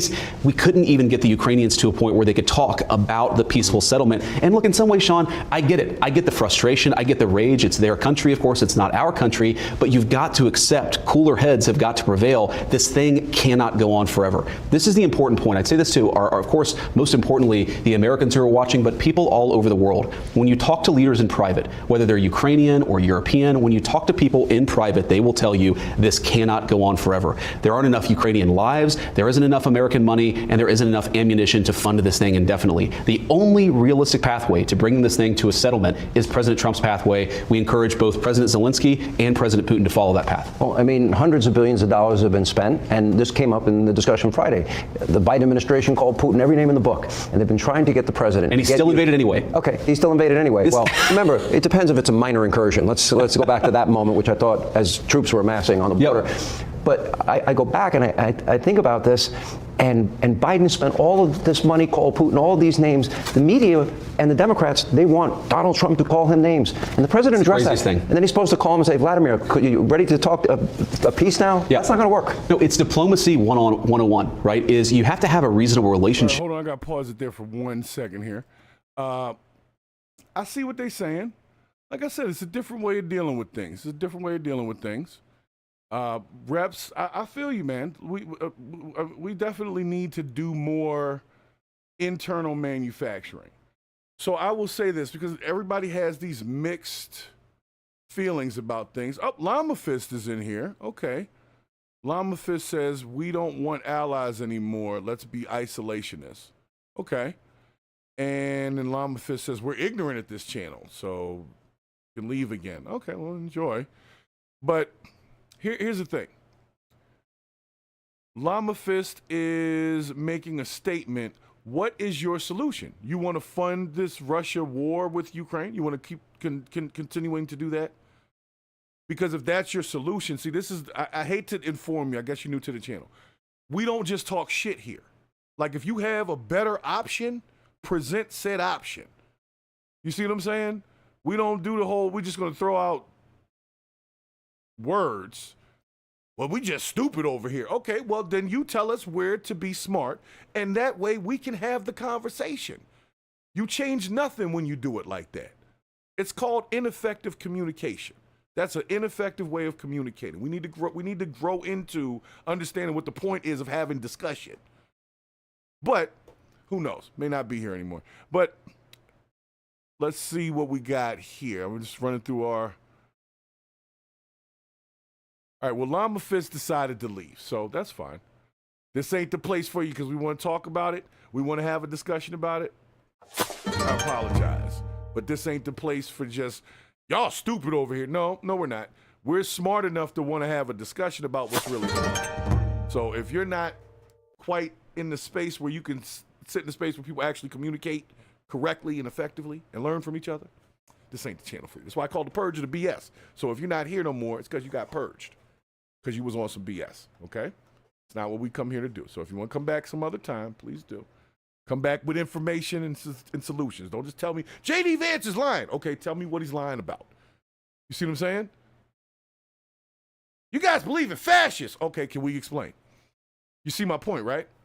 All right. So as long as everybody understands that, you can say what you want in the chat, but it's like, don't just talk the troll shit. Like, go go clean your house if you want to come over here and do that. You want to find something else to do. You want something constructive to do with your time. Go fucking vacuum or something. You know what I'm saying? Go wipe a window down. I don't know. Wipe down a counter. Cut the grass. Find something more constructive to do with your time than be over here because we ain't with all that shit. But anyway, and I'm only doing this because, like I said, you don't normally get a vice president talking like this, and I feel like over time they're going to silence J.D. Vance for a little bit because he be everywhere right now, and people are saying he's not in the media, but he's overseas talking, getting in trouble over there if you don't know. But at this point, what other solution do you have? We need people to not mess with us. Allies is allies. Like, there's certain people that I'm not friends with, but I ain't fucking with them. You see what I'm saying?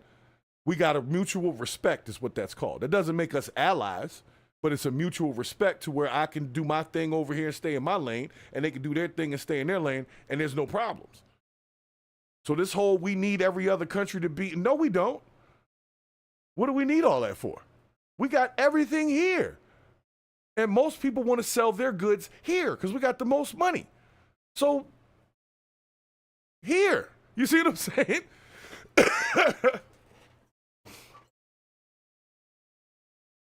Yeah, just here. Just here. And just keep in mind, guys, I'm making sure that y'all understand, I'm an indepublicrat. I deal with the issues directly and not so much who's behind it. As far as like J.D. Vance is just a name to me. He's in a position. That position was once held by Kamala Harris. That position was once held by other people. Joe Biden. You see what I'm saying? So the position is all he represents to me. He doesn't represent the Nazis. You understand what I'm saying? So I can have conversation about the shit he's talking about because I'm not looking at what I think is Hitler when he's talking. He's just the damn vice president talking. And we should be taking heed to what he's saying so we can understand what he's really talking about. But at the end of it, I'm trying to tell you is like, how do we get from thinking that we got to be the orchestrators of everything in the world when we haven't even correctly orchestrated this country? I don't care about Ukraine. I'm sure people do because there's some people that have family in Ukraine, but I'm just saying it's not high on my list of things that have to be resolved in order to help with the quality of my life. You see what I'm saying?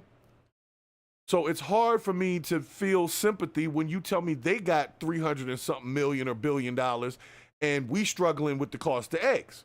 You see what I'm saying? So Whatever you feel about allies and all, it's great. It's great. I'm just saying, why we got to be the ones that pay for everything, and we struggling to pay for the stuff that we got here. We paying for everybody's war, but we can't even get a discount on the oil price. We should be getting a discount on everybody's shit. Instead, we get the same tariffs that Trump is talking about putting on people. We got to pay for it. Everybody wants to sell here. So don't get it twisted. J.D. Vance is a little bit too mouthy for the normal American vice president. It's going to take a little getting used to. I'm just being honest. But if you listen to what he's actually saying and you don't like what he's saying, I just want you to debunk the information. He's saying we need a peace deal. Trump and Zelensky had a deal. Then all of a sudden, he don't really want that deal. He wants us to keep fighting the war, and that happened on camera, and that's what we saw, was the backing out of what they already thought they were there to talk about. And then it started with J.D. Vance saying too much. So yeah, he was a little hot. He was a little hot under the collar. He probably should have chilled out. But even then, do you want it? If you really want this war with Russia, how about you fucking go over there? Whoever you are, you go. They got plenty of weapons from the U.S. over there sitting in Ukraine. Go pick up a AR or whatever when you get there, and you go fight that shit. For the rest of us, we good. We good. All right, I'm gonna let him finish with somebody to be able to even start the conversation. We have to remember, Sean, Ukraine, half of the country, a third of the country is totally destroyed. The economy is depressed. You've got hundreds of thousands of dead Ukrainians. Of course, a lot of dead Russians as well. The president wants to negotiate a settlement. How can you negotiate if you can't even talk to somebody? And that's what he said. He's not saying, like, nobody's suggesting, as Secretary Rubio said, no one is suggesting that we give the Nobel Peace Prize to Vladimir Putin. What we're saying is it's important for President Trump to be able to have a conversation. That's not well served by standing up at a press conference and calling the guy every negative name in the book. By the way, as we just said, President Biden called Putin every single name in the book. What did it lead to? It led to war. It led to destruction. It led to conflict. President Trump is trying to bring this thing to a close. You got to be able to talk to somebody to do that. Is the door open? President Trump said Friday he can come back if he wants peace. Is that door still open today? What President Trump has said clearly and consistently is, of course, the door is open so long as Zelensky is willing to seriously talk peace. You can't come into the Oval Office or anywhere else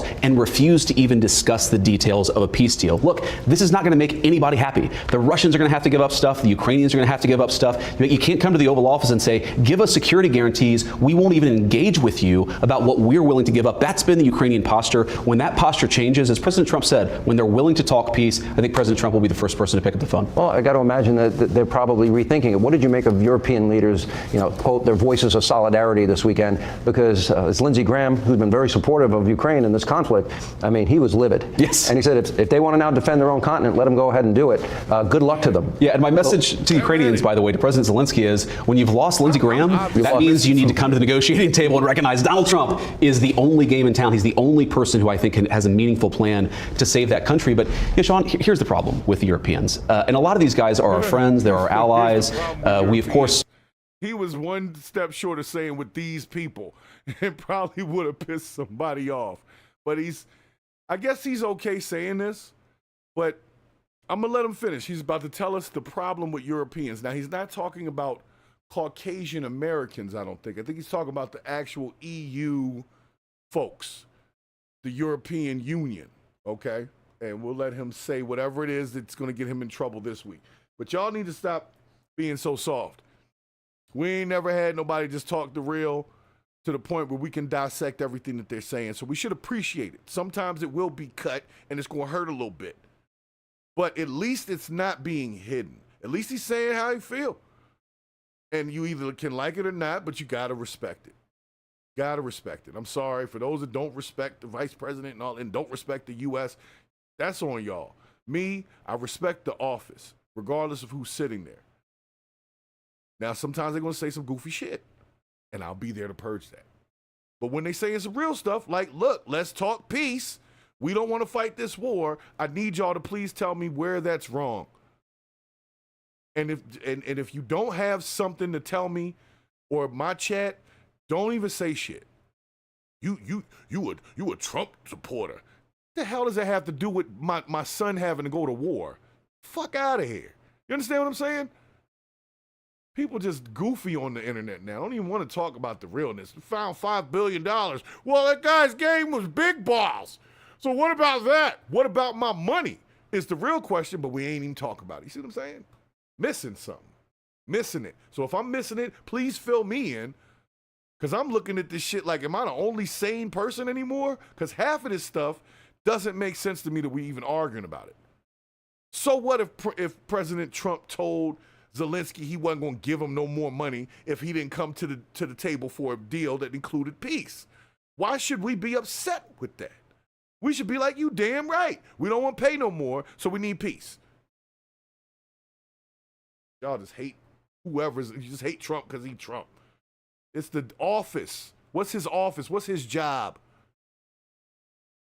You know, the president has a great relationship with a lot of European heads of state, and so do I, but they need to be realistic. Mm-hmm. And the craziest part about this, Sean, is that sometimes you'll have European heads of state who in public will puff up their chest and say, we're in it with President Zelensky for the next 10 years. And then in private, they'll pick up the phone and say, this can't go on forever. He has to come to the negotiating table. So I honestly don't care what the Europeans say in public. What I care is what they say in private, and what they need to be saying to President Zelensky is, this can't go on forever. The bloodshed, the killing, the economic devastation, it's making everyone worse off. The only pathway to, I think, back to peace and prosperity is what the president is trying to accomplish. And now we look back in time and we see Joe Biden was beginning to understand that the patience of the American people is running thin. That's right. Hundreds of billions of dollars. We're a nation with nearly $40 trillion in debt. I mean, it's too much. Well, Sean, this is an important point, though, because I was a United States Senator, for the last 2 years of the Biden administration. I got elected in 2022. I think you like this job better? I think I like this job a lot better. I certainly like the president a lot better. And here's the thing, you know, when you would talk to the Biden administration officials in private, this is another example of a terrible situation the Biden admin left the Trump administration. When you ask them what's the plan, okay, we're going to spend tens of billions of dollars, hundreds of billions of dollars in Ukraine. What is your plan? And they would honestly tell you, well, we're just going to send them weapons for as long as we can and hope eventually they can turn the tide. Hope is not a strategy. Throwing money and ammunition at a terrible conflict, that is not a strategy. The only guy in town with a strategy is the President of the United States, and everybody needs to follow his lead. What scares me is Zelensky, when he says it's going to go on for years, how many more lives are going to be lost? He's not going to have a country to save at the end of that. The minerals deal would have provided the monies to rebuild their country and a strong U.S. presence and maybe European troops as well. And this is an important part of it. The president knows that, look, if you want real security guarantees, if you want to actually ensure that Vladimir Putin does not invade Ukraine again, the very best security guarantee is to give Americans economic upside in the future of Ukraine. That is a way better security guarantee than 20,000 troops from some random country that hasn't fought a war in 30 or 40 years. The security guarantee and also the economic guarantee for Ukraine is to rebuild the country and ensure that America has a long-term interest. You're not going to do that if you come to the Oval Office, insult the president, and refuse to follow his plan for peace. If he called, and I hate hypothetical questions, sure, forgive me. If he called tomorrow and said, I am ready to adopt your plan for peace, he can come back? I think that if he called and had a serious proposal for how he was going to engage in the process, look, there are details that really matter that we're already working on with the Russians. We've already talked with some of our allies. He needs to engage seriously on the details. I think once that happens, then absolutely we want to talk to you. Convince Putin and the Russians are willing to meet them, I don't want to say the word halfway, they're willing to do their part to achieve a negotiated settlement? Am I convinced? No. But do I think that there's a real pathway? You got to trust but verify. You got to engage in the negotiation. You've got to see what steps people are willing to take. This is another thing, Sean, obviously I'm biased because I really love the guy, but when the media attacks President Trump as somehow on the side of Putin, two big problems with that. First of all, the only president in 20 years where you haven't had the Russians take a bunch of territory was under the first term of Donald J. Trump. The second part of that is you've got to actually accept that President Trump, he's not just assuming that everything the Russians tell him is true, he's negotiating with them. There's a give and take. There's a trust but verify. That's called diplomacy. We used to have some respect for that in Washington, D.C. Okay, well, you guys heard it here. So J.D. Vance had his piece to say, and I'm gonna bring it on over here, and I'm gonna get ready to close this thing out. Because, hey, Draco, in the chat, man, what's going on? What's going on with y'all, man? So I'm gonna be honest with you. I'm gonna give it up for J.D. Vance.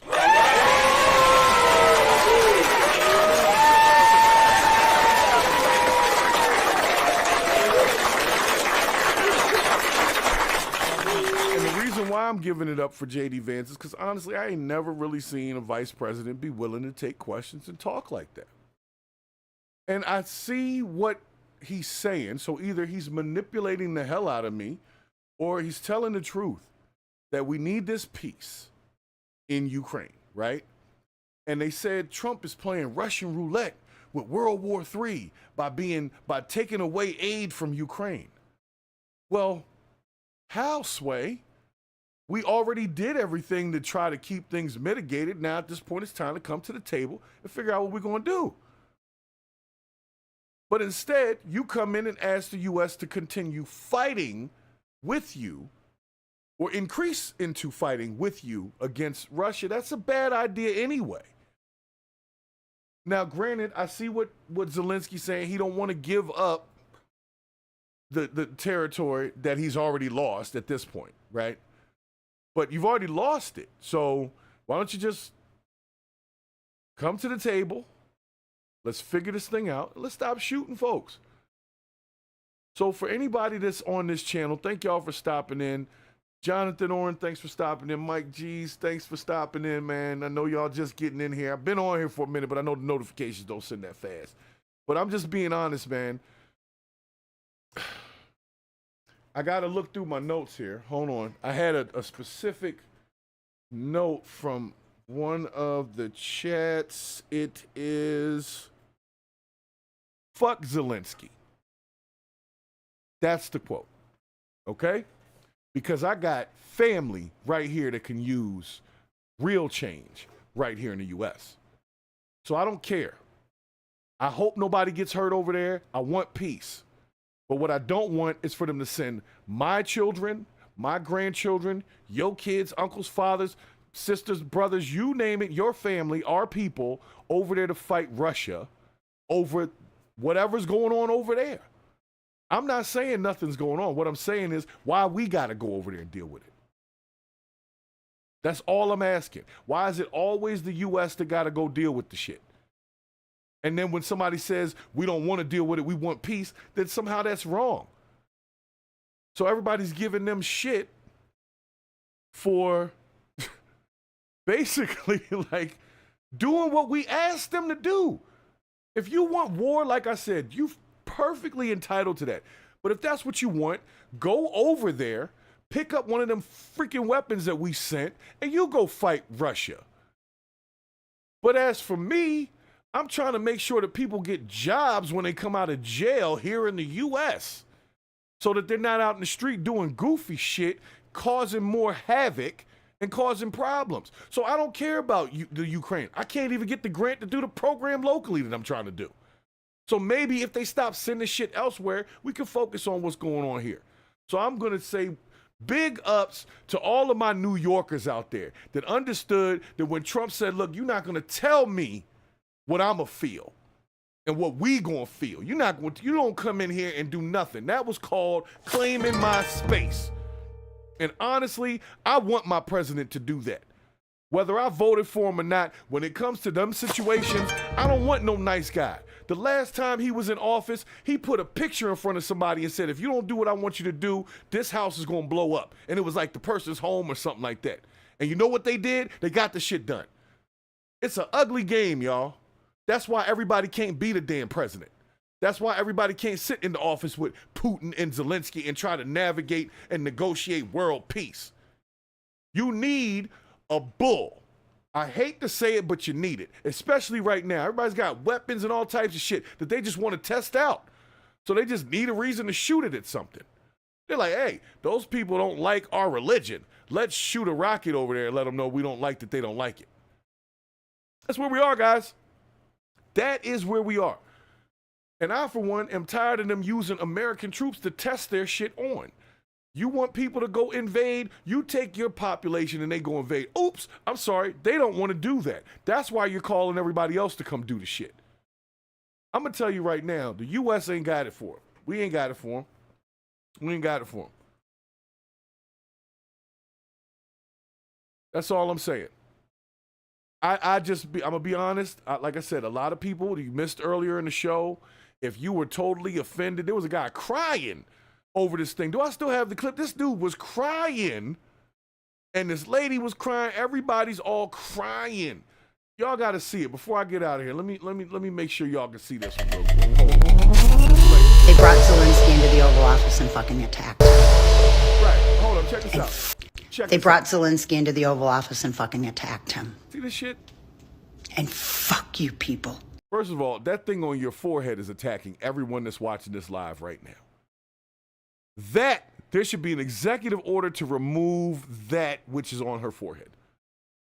There should also be an executive order to prevent people with the big ass things just growing out of their head from not putting filters on to remove it, or at least putting a disclaimer in the video to let us know that I can't get over it. I'm like the dude that, what movie was that where he was like, mole, mole, mole, mole. I can't see past it. It's talking to me. It's got a mouth on it. A whole face. I see a whole face in this. But yeah, so hold on a second. I'm going to let y'all hear what this woman has to say. She believes that, and she looks American. I don't know. She could have a Ukrainian in her head growing out. I don't know, but she seems upset. They brought Zelensky into the Oval Office and fucking attacked him. And fuck you people who are celebrating that. No, fuck you back, motherfucker. Fuck you. Yeah, right back at you. Every one of you. Okay. Well, you and your mole need to go sit down somewhere or whatever that. I don't know what it is. I don't know if it's a mole, a wart, a pimple, a small Cambodian boy that's been trapped in her forehead for years. I don't know. But what I do know is it's offensive. And I think that she needs to take that off, whatever it is. All I'm saying is this is what she's saying. And apparently this is also part of the population. Now, I'm going to say this. If you believe that what that was an attack, I don't think you've ever been attacked before. That was New York City talking. Trump got his hand. You know, once his hands get to moving, it's a situation. Look, what's going to happen is if you guys don't do what I'm saying to do, shit. You see what I'm saying? We know that. Have you ever seen a New Yorker talk? They talk with their hands sometimes. They they do that shit. Real talk, yo. Clapping and shit, it's a thing. It's not an attack. An attack is if J.D. Vance would have jumped over that couch and put a knee in the forehead of Zelensky and had his forehead looking like this lady's forehead with the lump on it. That's an attack.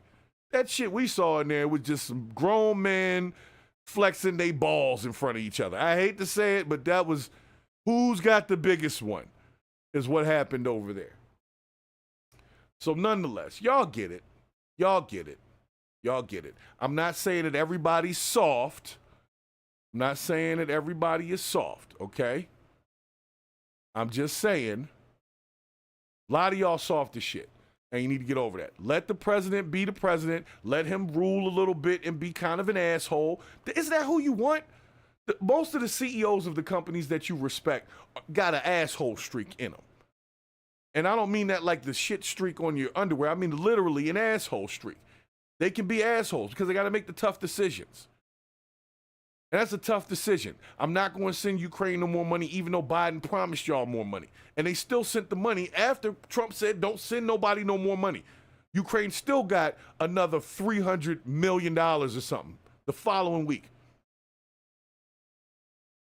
So you know what? I'm done with Ukraine. I'm done with Russia. I'm done with that whole situation. I'm done with the Israel-Hamas thing. Let's stop shooting each other. Let's build back whatever better, to use Joe Biden's phrase. Whatever y'all done broke in the last couple years shooting shit at each other. Let's start working on it because we can't keep just fighting each other. It doesn't make sense. And eventually, as we know, we're talking about guys who have egos, presidents with egos. They're not going to let you just keep shooting shit at them before it escalates to the point where, like,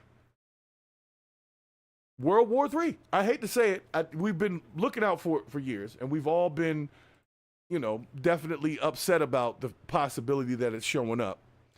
But World War III is on the brink.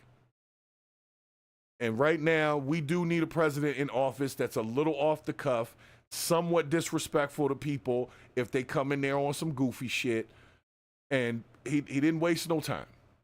And he said he can come back if you want to talk about the peace deal. But if you're just going to come back telling us we need to help you fight Russia by sending more weapons and more people and more money, we ain't talking about that no more. That wasn't the deal. That's not what we're here to talk about. So if you want to talk about that, you can talk amongst yourself.